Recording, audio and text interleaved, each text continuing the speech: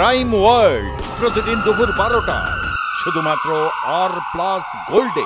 মেট্রোর কাজের জন্য দক্ষিণ এশিয়া স্কাইওয়াক কোনো মতেই ভাঙতে দেওয়া হবে না, হাত লাগাতে দেওয়া হবে না আলিপুর বডিগার্ড লাইন্সেও। নবান্ন থেকে সাফ জানিয়ে দিলেন মুখ্যমন্ত্রী। মেট্রো সম্প্রসারণের জন্য দক্ষিণ এশিয়া স্কাইওয়াক ভাঙার কথা জানায় রেল দফতর। এরপরই বিষয়টি নিয়ে রাজ্যের অবস্থান স্পষ্ট করে দিলেন মুখ্যমন্ত্রী মমতা বন্দ্যোপাধ্যায়। ফের একবার কেন্দ্রের বিরুদ্ধে তো মুখ্যমন্ত্রী মমতা বন্দ্যোপাধ্যায় 20 ডিসেম্বর 2023 যখন দিল্লিতে গিয়েছিলেন প্রধানমন্ত্রী নরেন্দ্র মোদীর সঙ্গে সাক্ষাৎ করতে, সেই সময় রাজ্য সরকারের পক্ষ থেকে একটি মেমোরান্ডাম তুলে দেওয়া হয়েছিল। যে মেমোরান্ডামে রাজ্য সরকার কেন্দ্রের কাছে বিভিন্ন দপ্তরের যে বকেয়া রয়েছে সেই বকেয়া সংক্রান্ত বিভিন্ন তথ্য তুলে দেওয়া হয়েছিল। কিন্তু তার সঙ্গে সঙ্গে নতুন একটি বিষয় এর সঙ্গে যুক্ত হচ্ছে।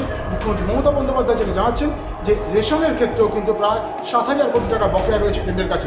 মুখ্যমন্ত্রীর এটাও বক্তব্য যে এই যে যারা রেশন পাচ্ছেন না বা রেশন পেতে দেরি হচ্ছে, সেক্ষেত্রে কিন্তু তাঁর সরকার সীমিত ক্ষমতার মধ্যেও রেশন প্রাপক যারা আছেন আমাদের রাজ্যের, তাদের সেই রেশন তুলে দেওয়া হবে।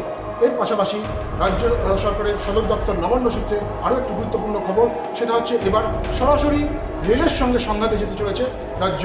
তার কারণ রেল দপ্তর তারা রাজ্য সরকারকে চিঠি দিয়েছে যে দক্ষিণেশ্বরে যে স্কাইওয়াক আছে সেই স্কাইওয়াকটা ভেঙে ফেলতে হবে, তার কারণ ওখানে মেট্রো সম্প্রসারণের কাজ করা হবে। কিন্তু রাজ্য সরকারের বক্তব্য যে এই স্কাইওয়াক অনেক ভাবনা চিন্তা করে অনেক টাকা খরচা করে তৈরি করা হয়েছে, শুধুমাত্র মেট্রো সম্প্রসারণের কাজের জন্য এই স্কাইওয়াক ভেঙে ফেলবে না রাজ্য সরকার, বরং রেল অন্য কোনো বিকল্প ব্যবস্থা করুক।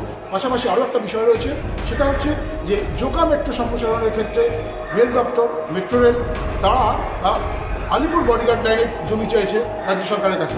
এক্ষেত্রেও রাজ্য সরকারের বক্তব্য যে আলিপুর বডিগার্ড লাইন সেটা পুলিশের আবাসনের কাজ জন্য ব্যবহৃত হচ্ছে এবং সেখানে উন্নয়নের কাজ রাজ্য সরকার করছে, কিন্তু তার পাশে ডিফেন্সের জমি রয়েছে, সেটা কেন্দ্রীয় সরকারের জমি। রেল মনে করলে সেখান থেকে জমি নিক। বলছে বেহালা আমরা করব তখনই যখন বডিগার্ড লাইন ভেঙে দেওয়া হবে। কেন আমি বডিগার্ড ভাঙবো? বডিগার্ড পুলিশের একটা হেরিটেজ, দক্ষিণেশ্বর মন্দিরের যানজট ক্লিয়ার করবার জন্য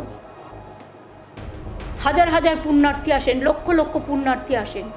আমি স্কাইওয়াক করেছিলাম, এটা আমার হৃদয়ের একটা মণিমুক্তর মতো। প্রাণ প্রতিষ্ঠা আমাদের কাজ নয়, ওটা সাধু সন্তদের কাজ, পুরোহিতদের কাজ, ইমামদের কাজ, আমাদের নয়, বিভিন্ন ধর্মের চার্চ ফাদারদের কাজ।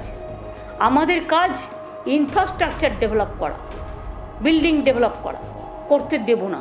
আমাকে বললো আমি জায়গা দেখিয়ে দেবো, সম্পূর্ণ সহযোগিতা আমাদের থেকে আছে, কিন্তু বডিগার্ডও ভাঙতে দেবো না। একসময় তারাতলা মিন্টের ওখানে কাজ করতে গিয়ে সমস্যা হয়েছিল, কিন্তু আমি সমস্যার সমাধান করে দিয়েছিলাম। আলিপুর বডিগার্ড লাইনের থেকে কোনো জমি জোকা মেট্রো সম্প্রসারণের জন্য দেওয়া হবে না, এটাই সিদ্ধান্ত নবান্নের। নবান্ন থেকে সঞ্জু সুর, R+ নিউজ, কলকাতা।